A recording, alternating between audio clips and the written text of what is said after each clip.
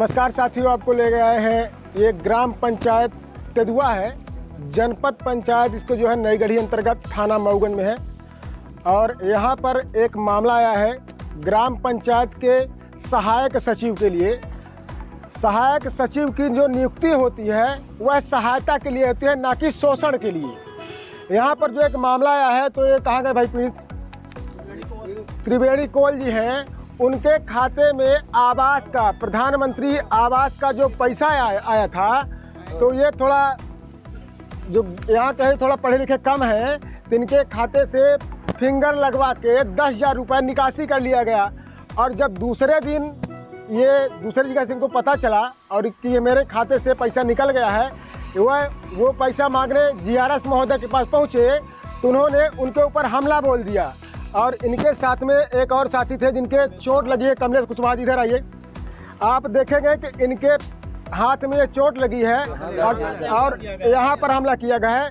उससे बड़ी बात यह है, मऊगंज थाना में जब इन्होंने अपना शिकायत पत्र लेकर पहुँचे तो जो अपराध कायम किया गया है वो इनके आवेदन के अनुसार कहीं भी जो अपराध कायम किया उसमें कहीं भी जो इनके साथ ये हुआ है मामला पैसा लेन देन का, तो कहीं भी उल्लेख नहीं है। इसमें जो धाराएं दिखा रहे हैं 254, 323, 506, 34 ये धाराएं हैं। और पुलिस प्रशासन द्वारा उनको बुलाकर GRS साहब को यह कहा गया इन पीड़ितों को कि आप समझौता कर लो, नहीं तो हर्जन वो आपके ऊपर उल्टा लगा दे, ऐसा कहना था।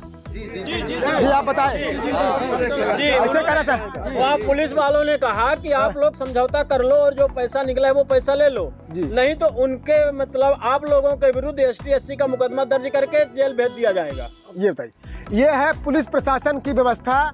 और सहायक सचिव जो यहाँ के हैं तो लोकल ही हैं, उनका नाम बताएं। उनका नाम बताएं, क्या नाम? कमलेश साकेत हैं, पिता राम गोपाल साकेत और यही पास के ही हैं, इसी ग्राम पंचायत के हैं। कमलेश साकेत जी यहाँ के GRS हैं और उनके कई कारनामे हैं। अगले वीडियो में उनका दूसरा कारनामा दिखाया जाए कि किस तरह उन्होंने इस पंचायत में विकास की गाथा लिखी है, उसका भी अपडेट आप लोगों को रीवा टाइम्स चैनल में दिखाया जाएगा।